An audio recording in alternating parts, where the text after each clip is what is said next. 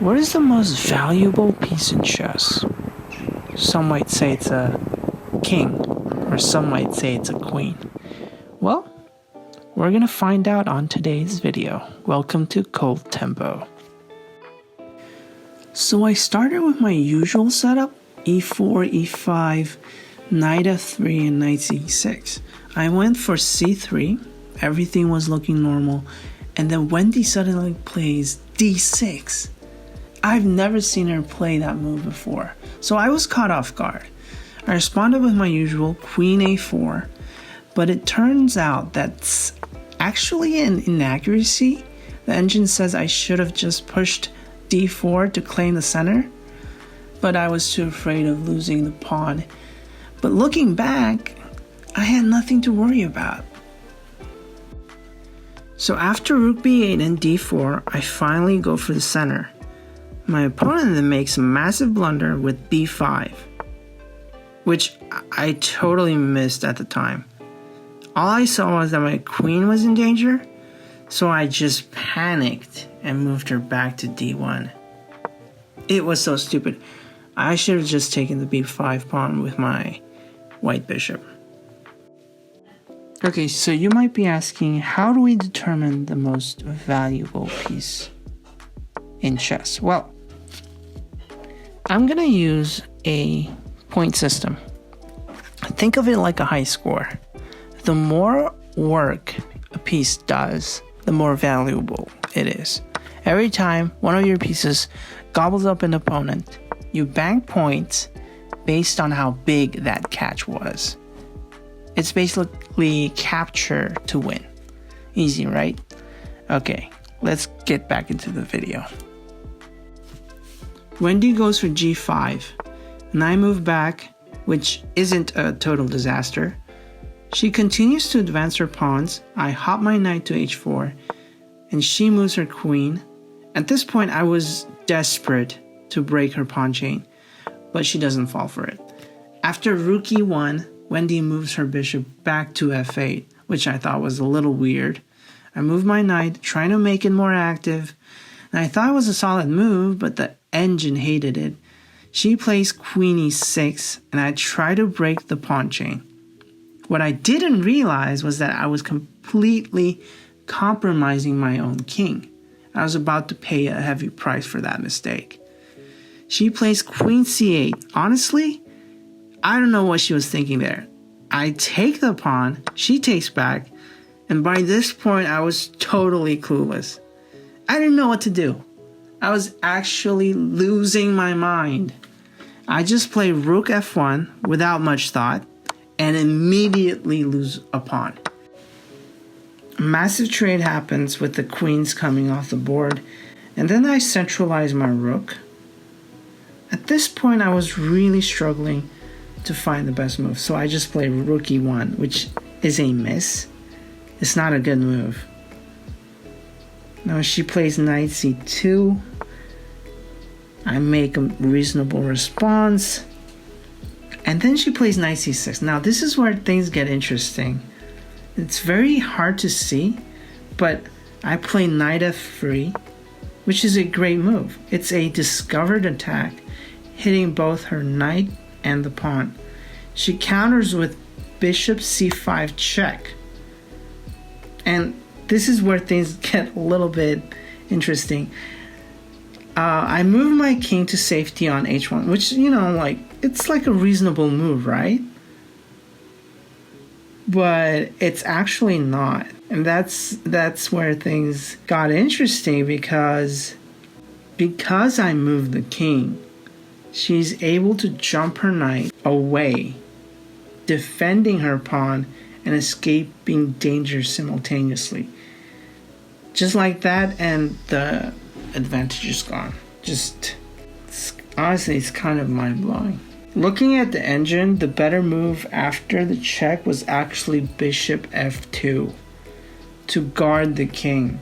Then after she takes and I take back, she has to move her knight, and I just snatched the pawn for free. It could have been an easier game, but we move.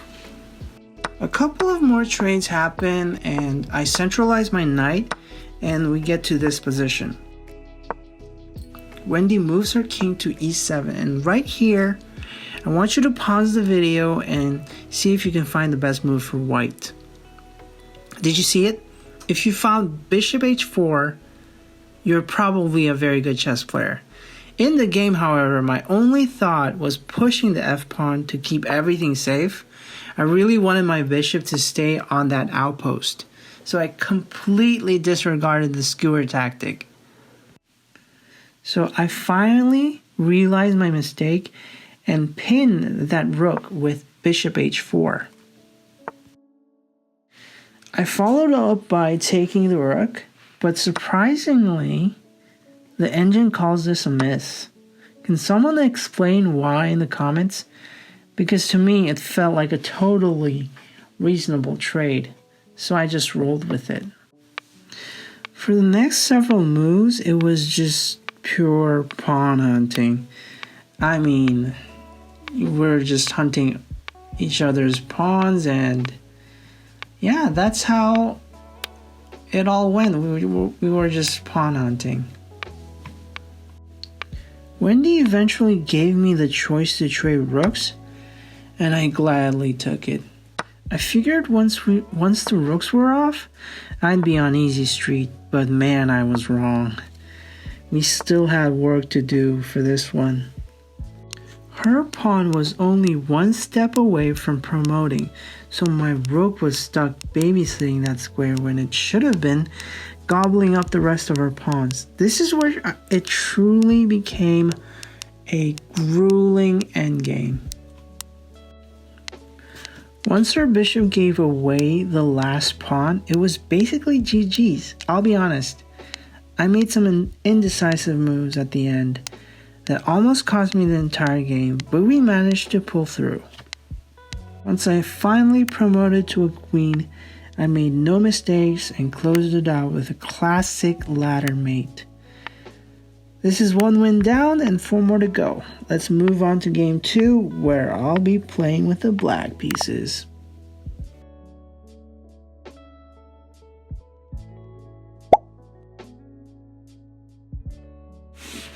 Welcome to game 2. This one is for the 7 viewers who are still watching. I'm playing with the black pieces, and I'll be honest, guys, I have no idea what I'm doing. I'm basically just winging it and sticking to the fundamentals. That's all I'm doing. Nothing else. I don't know. Never play. I just don't know the main lines for the Ruy Lopez. I'm just sticking with the principles, just developing pieces and trying to play chess. That's all I'm doing. And then Wendy just gives me a pawn. Like, is this some sort of a gambit or something? Like, I have no clue, man. Chess is hard. Anyway, I just take it like a gentleman I am. Okay, now we're just playing solid chess, you know? We just centralize our knight, go to the outpost, and trade some pieces. And life is good. Okay, now when you're attacked, you just go back. Just go back. You know, it's no shame in that. And you know, no problem, just go back. And you know... Okay, so now, you know, when you don't know what to do exactly, just castle, okay? When you don't know what to do, just castle. And I did that, and so no problem there. She develops her knight, but we just play solid chess. We ask the bishop what it's gonna do, and it runs away like a coward. Okay. Alright. Just push our pawn. No problem there. Okay, now we want to take it with the queen. Don't take it with the pawn, okay? You just want to take it with the queen. Trust me, man. All right. Now we just trade some pieces here, and okay. Now we're going to ask the bishop what it's going to do. Just push the pawn and ask the bishop what it's going to do.